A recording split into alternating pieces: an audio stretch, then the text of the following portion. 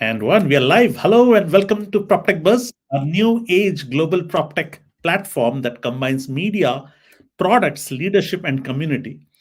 But hey, why to tell when I can show? So let me quickly show what PropTechBuzz is all about before I have the guest today and introduce him. So let me just take a minute to introduce what PropTechBuzz is all about. So as you can see, this is the homepage of PropTechBuzz. This is the place where you will be able to discover global PropTech products, global PropTech leaders. We have close to 112 leaders globally, 114 now. Wow, VIPs, and these are product leaders, CEOs, founders, and VCs from all across the globe. And yeah, we have close to 2,200 members now. And this community is thriving with conversations. So we also have a discussion board that we launched just last week, and this discussion board is already garnering a lot of love and a lot of conversations already. We have a lot of AMAs. In fact, the guest today that we have, that I'm going to introduce, we also had AMA with him. That means the community has posed a few questions for him. So do come over to proptechbuzz.com, and if you are a PropTech founder, then launch your product on this platform, and we give you global eyeballs, that too for free. You do not have to do anything. It's like a product hunt for global PropTech, and you launch yourself here, and we reach out to around 55,000 global audience. So that's where it is. We also have many categories coming up. So one of our hottest category that we just launched was the ESG category, where we have all the global products launched on this platform. Similarly, we are coming up with lots and lots of new categories. So feel free to check out. And with that, let's close this and introduce our guest today. So my guest today is Tony Pristil.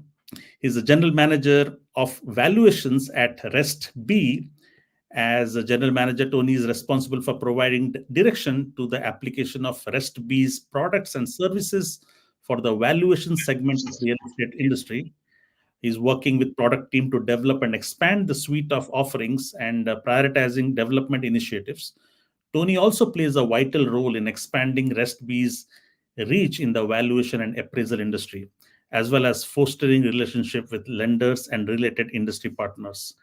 Tony has over 30 years of executive level real estate valuation and lending experience, including working with national banks, mortgage companies, federal agencies, and leading appraisal management firms. He's a certified residential real estate appraiser in Colorado and Texas, and is an AQB certified USPAP instructor, which we are going to ask him what does that mean. And in 2011, he was the first recipient of the Valuation Visionary Award presented by the Collateral Risk Network at Valuation Expo. So as you can see, we do not have a regular guest. He is quite a veteran. So with that, let's welcome Tony. Tony, welcome to PropTech Buzz. How are you doing today? Hi, Ravi. Thank you for having me. I'm doing very well. So Tony, you have an accomplished career. You are such a thought leader in this space. So I would definitely delve into the valuation and the AVM piece. But why don't you tell us? You have had a distinguished career, but tell us briefly about yourself and career trajectory on what led you to RestB today. Sure. I've been involved in the valuation industry for, over 30, 35 years. I got into appraising quite by accident. Took a part-time job at the Department of Housing and Urban Development, and it was in the appraisal or valuation section. And one thing led to another, and here I am. As a long-time appraiser. What drew me to RestB was a business need while I was working at an appraisal management company, and always looking for more efficient ways to do things and lower expenses and enhance quality. And that led me to computer vision. That led me to RestB. And as we discussed solutions, opportunities arose to become part of the team. And I was ecstatic at the opportunity and the offer. And I think I've been here now just under a year. So it's a great combination for me of my experience in appraisal, valuations, working for lenders and banks, appraisal management companies, and now marrying that or joining that with technology and how we utilize the technology in the operations for valuations. Got it. Maybe before we set into the meatier stuff of valuations and AVMs, maybe do you want to just give an introduction of what RestB is today? Yeah, thank you. RestB, the name itself, RESTB, comes from REST, a RESTful API, and B, Barcelona. That's important because the company's located in Barcelona, Spain.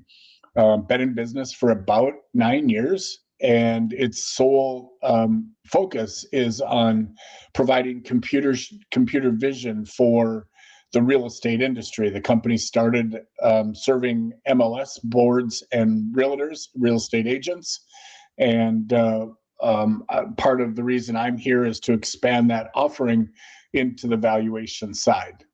And we have a bunch of models that serve residential real estate all over the country in North America, United States, but also all over the world in about 35 different countries. The company itself looks at about 1.5 billion images a month, which is an astounding number. And we have about 80 employees in various locations around the world. Excellent. So Tony, you have had such a long career in valuations. Maybe we could take a memory lane and see how has the valuation industry over the years shaped. So do you want to run through? Like I think you have seen around 2 decades or 3 decades of this space, right? So do you want to give us a sense of how the valuation industry has shaped over the years before we talk about the future? Let's talk about the past. Yeah, that's a really good way to start this. I'm humbled every time I explain, Ravi, the technology or the lack of technology when I started. Some people have no idea what carbon paper forms are, or even clipboards. But we did appraisals using Polaroid film and carbon copy forms for FHA, for the Department of Housing and Urban Development. It was commonplace to use pencils. You could erase, use whiteout. Things that would, make people gulp and gasp today, with all the technology that we have. So that was, back in, I guess, early 90s. And the process of appraising hasn't changed much at all, but the technology around it certainly has.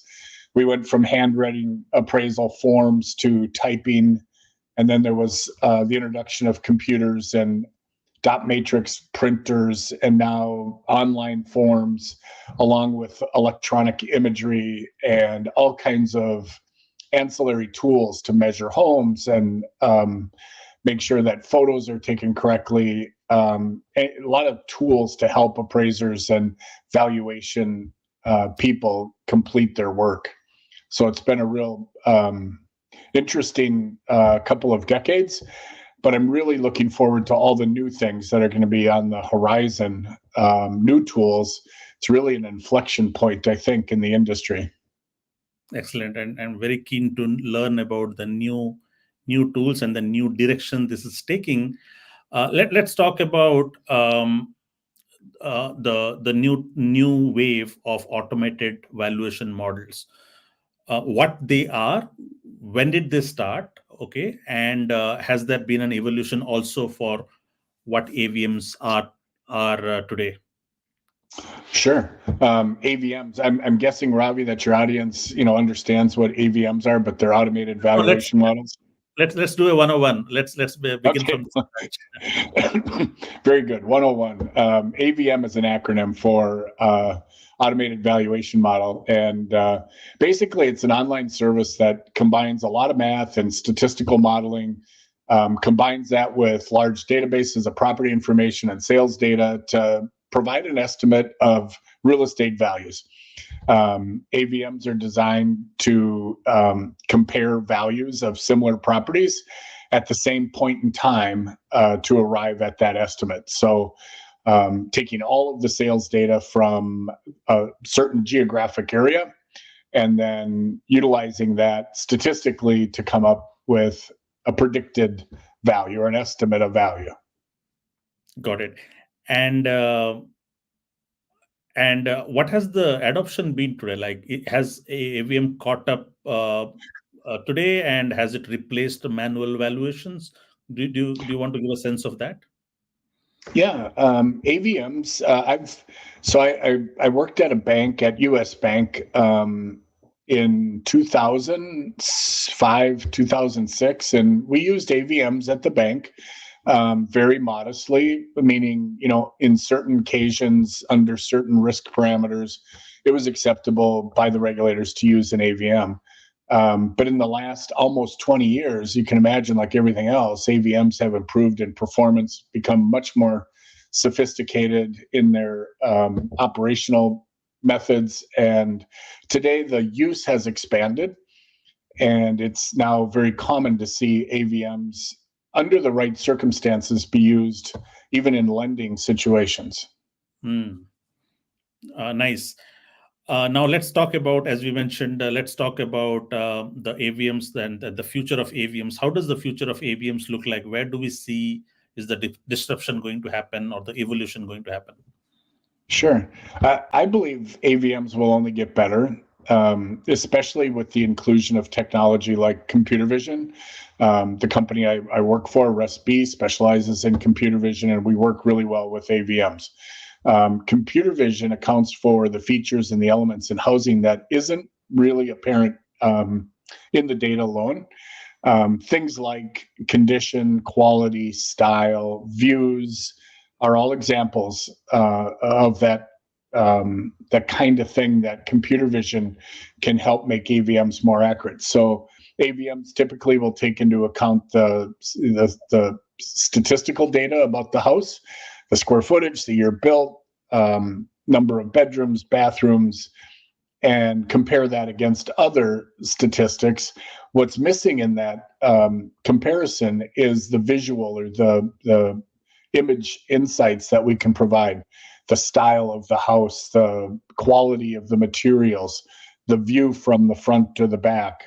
Oftentimes those impact value quite a bit. And without computer vision, there's a little bit of a hole there, and it leads to perhaps a less accurate estimate of the value. Got it.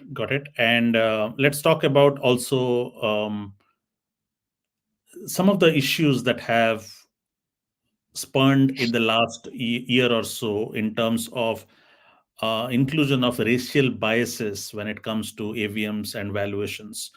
There have been many states that have highlighted that how AVMs tend to be biased based on what kind of biases that have been inculcated into it, and as a result, the valuation just shows those biases. Do you want to explain what this issue is and what are the things that we could do to resolve it? Sure. The racial bias, you're correct. The racial bias issue really came to the forefront as a part of, it was initially in President Biden's platform for election. And it contemplated that there was inequities based on race in the valuation process, specifically around appraisals and appraisers. Right. As an appraiser, I know I've been aware of many types of bias in AVMs and valuations. And as appraisers, we used to talk about selection bias, confirmation bias, and all sorts of other biases that all humans and machines encounter. But recently, racial bias has really dominated the conversations between government agencies, regulators, lenders, AMCs, appraisal management companies, homeowners, housing group, think tanks, appraisers, you name it. Everyone has been talking about a racial bias.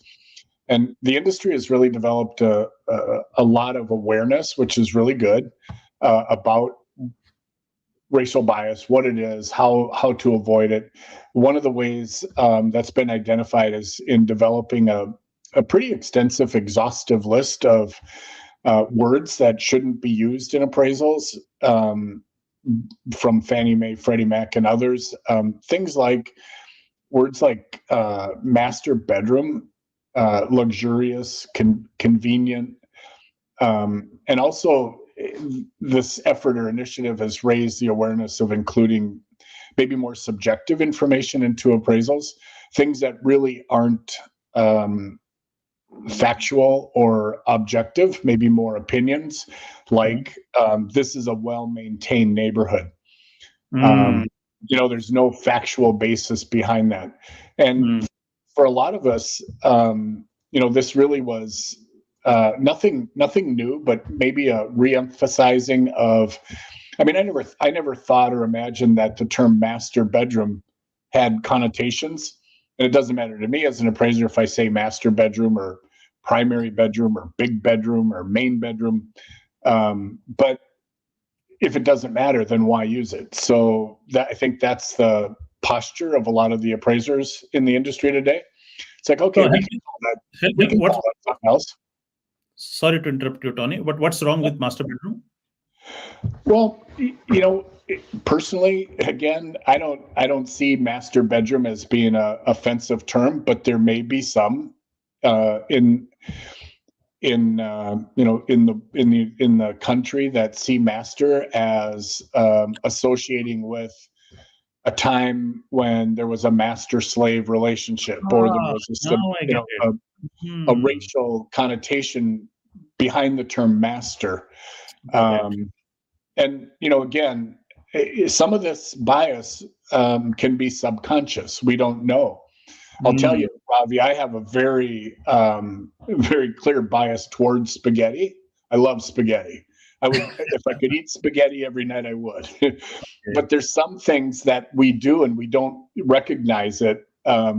We may, given choices, we may, just because of past history or experience, have a subconscious bias towards things. And so really the effort in the last couple of years about raising racial bias issues, I think, has driven a lot of appraisers to recognize that we need to be more or solely objective. We shouldn't put in subjective information into our appraisals or comments.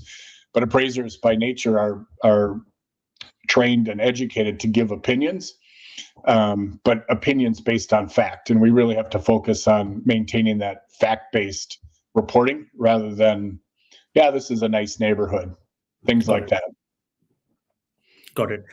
Excellent. You also mentioned about agencies' appraisal modernization. I was very curious to know what does that mean? Sure. Agencies refer to FHFA, the Federal Housing Finance Agency, Fannie Mae, and Freddie Mac, the issuers of a large majority of the loans that are completed today. And it's all about improving the appraisal process. And the goal is to preserve appraisal quality while improving efficiency and reducing expense for the borrowers. So it's introducing a more risk-focused approach to valuation. It also recognizes that not every property needs a full appraisal based on a lot of things related to the borrower financial factors. So if the borrower's credit score, the loan to value, the borrower's payment history, other things all align, maybe a full appraisal that takes 2 weeks and costs $600 isn't necessary to provide the due diligence necessary. So a more data-centric, you could replace that with AVM or automated at one extreme. Approach is being introduced, and reserving the full appraisal, the traditional appraisal, for the more difficult, the more complex, the ones that need the appraiser professional to interpret and understand. Got it. Thank you. Let's now talk about, since there are so many options in the market, it becomes hard for lenders to make the right decision. So what should lenders make? What are the considerations they should make before choosing the right AVMs? Well, we could talk about an hour just on AVM selection. There's a lot of due diligence that's necessary to ensure the appropriate performance. And when you make a decision based on an AVM, you want to make sure that it's accurate and that it serves the purpose for what you're doing it or using it for. And a lot of this needs to be done prior to utilizing an AVM by way of testing against contemporaneous sales records in not just a variety of geographies, but also different property types as well. So one AVM may not work as well in Charleston, South Carolina, as maybe it does in Topeka, Kansas, or even some area of West Texas. So understanding where the appropriate models work best through testing should be done ahead of time. And again, the incorporation of emerging technologies like computer vision into the process makes significant improvements in measuring the accuracy. So in the selection process, you would want to consider, does that AVM utilize computer vision, and are the benefits of utilizing that borne out in more accurate estimates of property value? Got it. Since we're talking about considering choosing the right AVMs, how many players are there? If you might name them, or don't name them, but just tell us how many players are we talking about? Single digit numbers, or are we talking about double digit numbers? How many top players are there when it comes to AVMs? Top players, it might be single digits, maybe low double digits. Everyone, I think, would recognize the names and are familiar with some of the larger vendors in the space that have specialized in AVMs. I think there's even some that we would recognize that probably are okay to say, like that homeowners and buyers experience, like Zillow and Redfin and Realtor, maybe not lender grade or tested to the degree that other AVMs would for other purposes, but maybe used more in marketing or on portals to attract, to drive people to the site. So the values, or the Zestimate that Zillow gives you, or the values that online portals provide, are really a manner of automated valuation models. Got it. And do these AVMs players, do they have a local play, or do you think there can also be a possibility of forming a global brand instead of being a regional AVM player? Many of them are better, like I mentioned, in certain geographies, so very local, but they have a national, meaning United States footprint.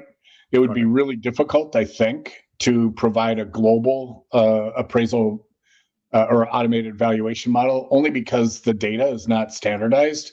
Data in Canada is different than United States, and certainly data and the availability of data in other parts of the world just isn't conducive to creating very similar AVMs across the globe.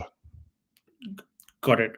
But you are saying that there are brands that are pan America, and they're doing well. Instead of state-wise players, there are pan American players as well, isn't it? Absolutely. Most of the larger AVM providers are a national AVM provider, but again, they may perform better in certain areas than others, and that relates to implementation. Got it. My question to you also is about AVM players offering for residential versus commercial. Do you think they are different, and the way they are built, the way they are engineered are also different? Could you give me a sense of the difference between AVMs for residential versus commercial? I wish I could answer that for you. I know absolutely nothing about commercial AVMs. Actually, other than showing up for work at a commercial building, I know nothing about appraising. Commercial, it's a different license level, a different discipline, and it's something that in my 30 years I have never experienced. So I'm guessing, though, Ravi, that they act very similarly and are built very similarly, but totally different. Houses are pretty similar when you look at them. Commercial buildings, range from, grocery stores, bowling alleys, office buildings. It's much different than residential. And there's a lot more emphasis on income that's generated from the commercial buildings rather than the value of residential houses. Excellent. Let's now take a question from our community. So we asked for the AMA, and we got one question from somebody all the way from Botswana, and she herself is a valuation expert. And so we asked question if there are any to ask Tony, to which Sethebe is the founder of Go Smart Value. And she says that given the rise of automated property valuations, how do you see the role of traditional appraisers evolving? How can appraisers leverage their expertise in conjunction with automated tools to ensure accurate and reliable property valuations? That's an excellent question. I think we can, as appraisers or valuation industry participants, take lessons from other industries. I always like to refer back to the automobile or auto mechanic industry. There was a time, Ravi, that I could work on my car. I could change the oil. I actually had a timing light, and it was a necessity when I was going to college to repair my own cars.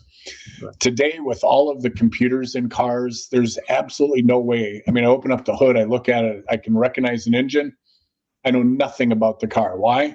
Because computers have really taken over that whole automotive mechanical repair process. And without the proper training and staying up to date with computers and new ways of repairing cars, auto mechanics would go out of the business. So the lesson I see is that if appraisers don't evolve, adapt, stay open-minded about adopting new ways of doing the same thing, incorporating new technologies. I went to the dentist recently and needed to have a tooth replaced, and they made the tooth in the office using 3D technology. 3D photography. That would never happen 20 years ago. The dentist of 20 years ago that didn't train on new methods and ways to do things would not be in business today. And I think that's the same for appraisers. The appraisers that didn't want to change from Polaroid cameras and carbon copy paper, they're no longer appraising. And the same, I think, is true for the next generation that doesn't adapt new technology to incorporate that into the appraisal process. Excellent. Well, this brings us to the end of a very, very insightful conversation with Tony. Tony, thank you for sharing with us your wealth of wisdom. It came through as you answered some of these questions. AVMs is definitely something really, really exciting, the way it is shaping up. And that's why we thought having you would educate our listeners. So thank you for giving us your time and your insights. Thank you, Ravi. I appreciate the opportunity. Thanks, Tony.